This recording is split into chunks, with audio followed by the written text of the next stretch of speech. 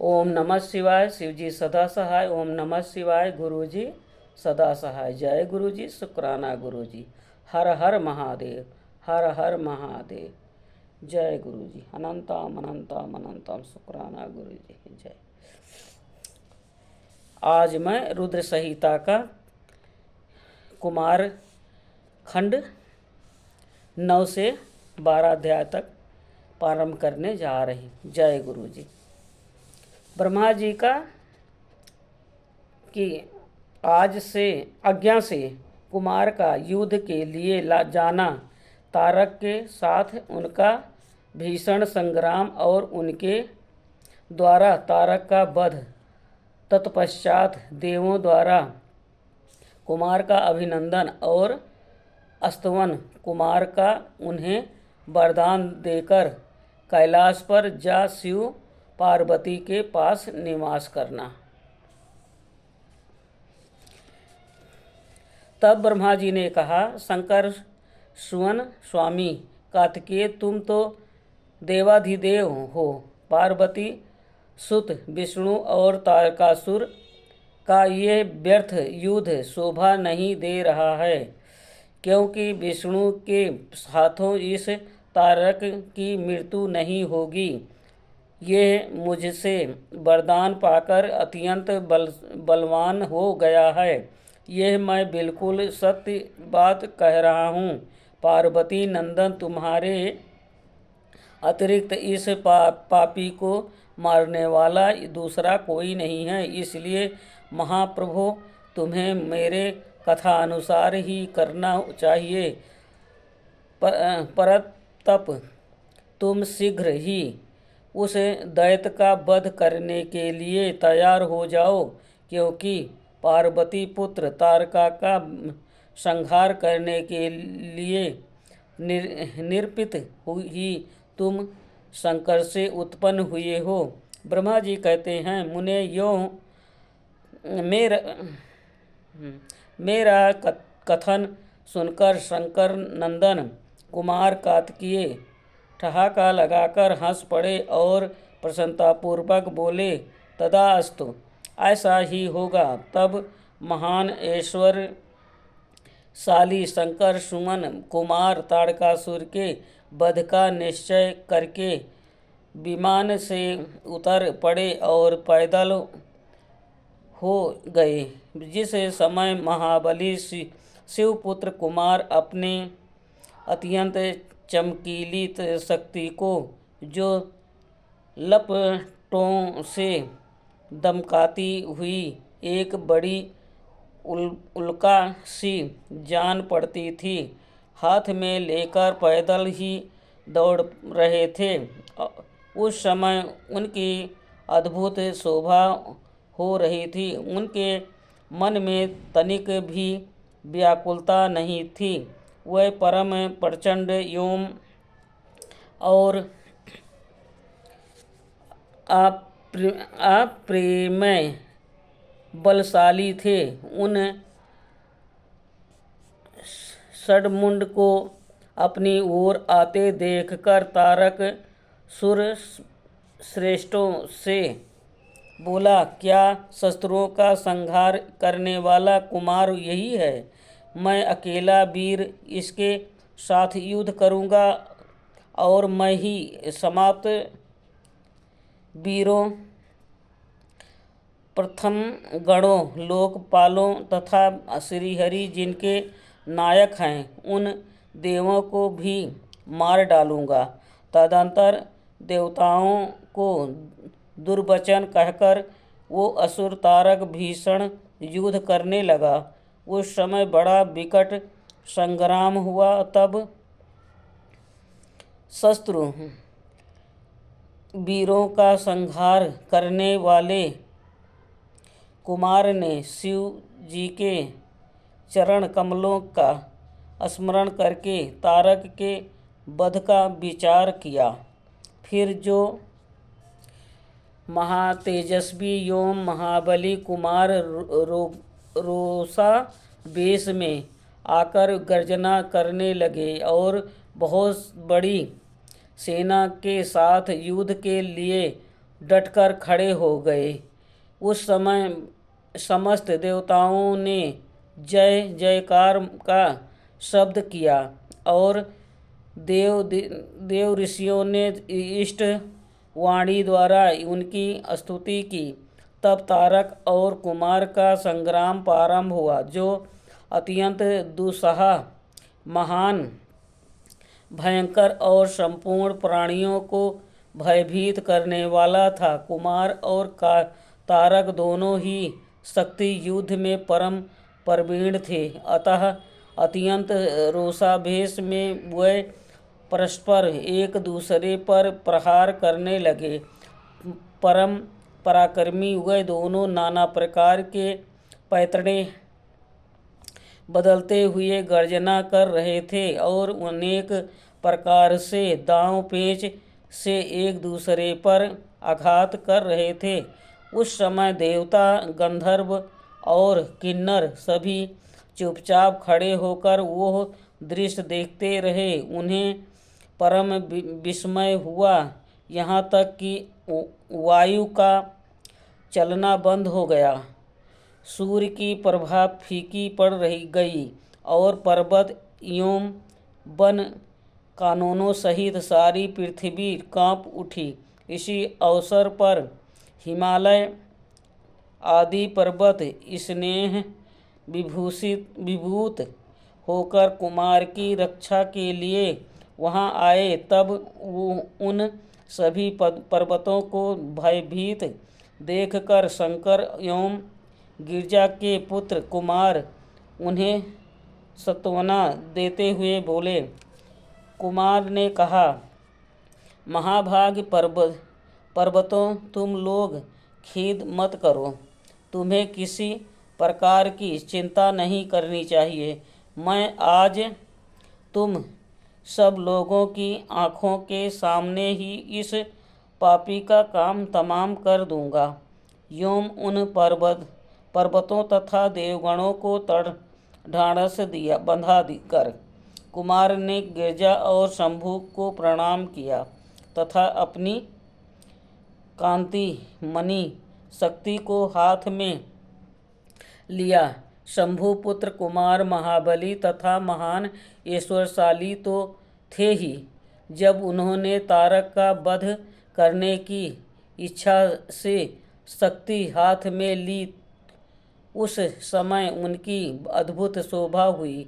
तदंतर शंकर जी के तेज से संपन्न कुमार ने उस शक्ति से तारक का सुर पर, जो समस्त लोगों को कष्ट देने वाला था, प्रहार किया। उस शक्ति के आघात से तारकासुर के सभी अंग छिन्न भिन्न हो गए और संपूर्ण असुरगणों का अधिपति वो महावीर सहसा धराशायी हो गया। मुने सबके देखते देखते वही कुमार द्वारा मारे गए तारका के प्राण पखेरु उड़ गए। उस उत्कृष्ट वीर तारक को महासमर में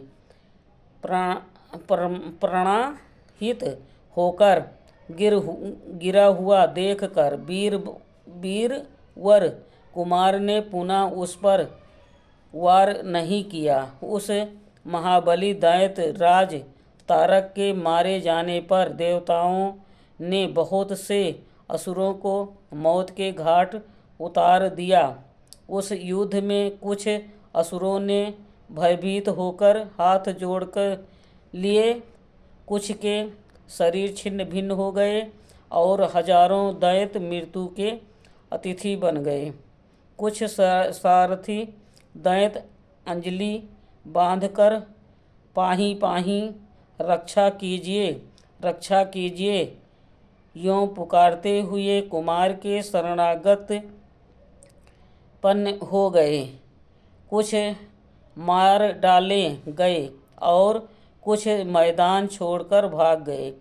सहस्त्रों दैत्य जीवन की आशा से भागकर पाताल में घुस गए। उन सबकी आशाएं भग्न हो गई थी और मुख पर दीनता छाई हुई थी। मुनीश्वर, इस प्रकार वह सारी दैत्य सेना विनष्ट हो गई। देवगणों के भय से कोई भी वहाँ ठहर न सका। उस दुरात्मा तारक के मारे जाने पर सभी लोग निष्कंटक हो गए और इंद्र आदि सभी देवता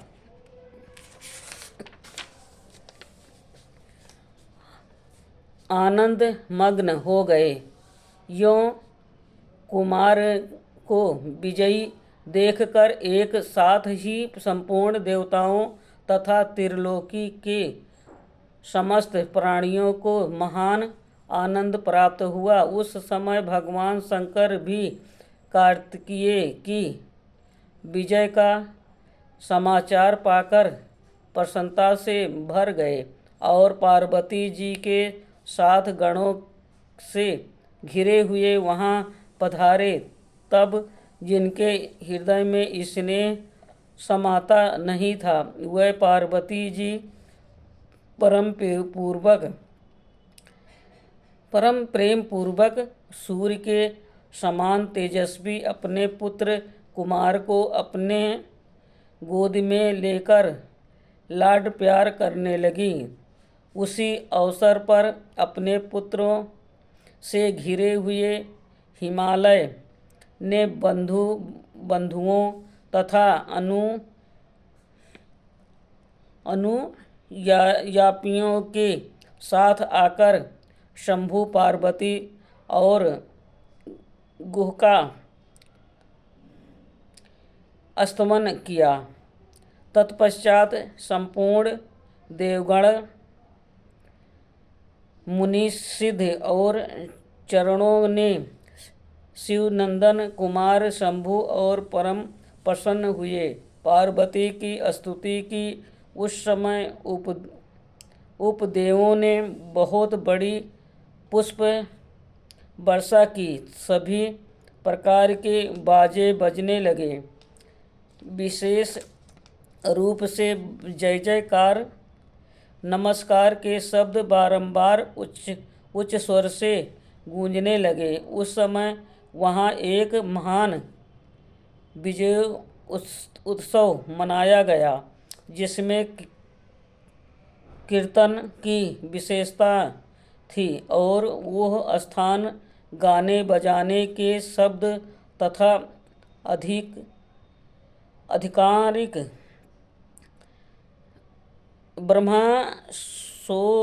ब्रह्मोत्सव से व्यस्त था। मुने समस्त गणों ने प्रसन्नतापूर्वक माँ गा बजाकर तथा हाथ जोड़कर भगवान जगन्नाथ की स्तुति की।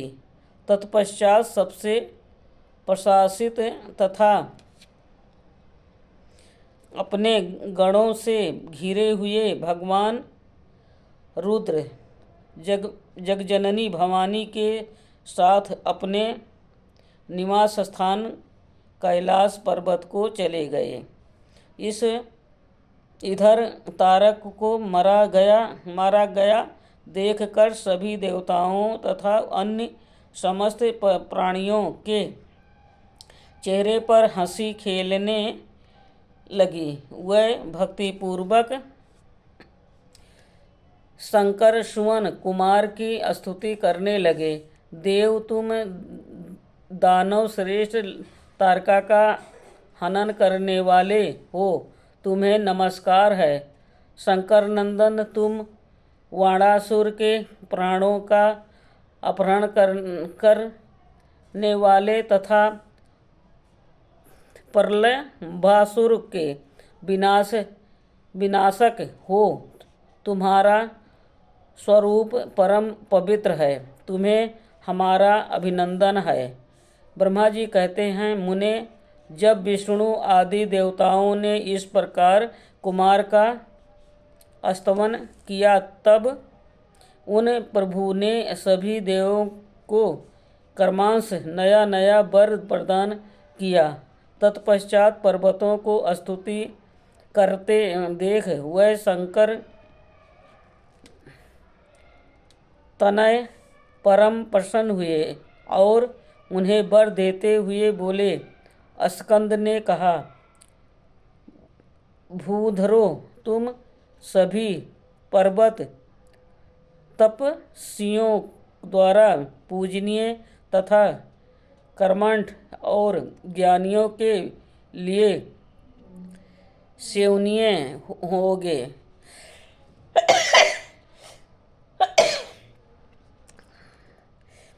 वह जो मेरे माता माह नाना पर्वत श्रेष्ठ हिमवान हैं, वह महाभाग आज से तपस्वियों के लिए फलदाता होंगे। तब देवता बोले, कुमार,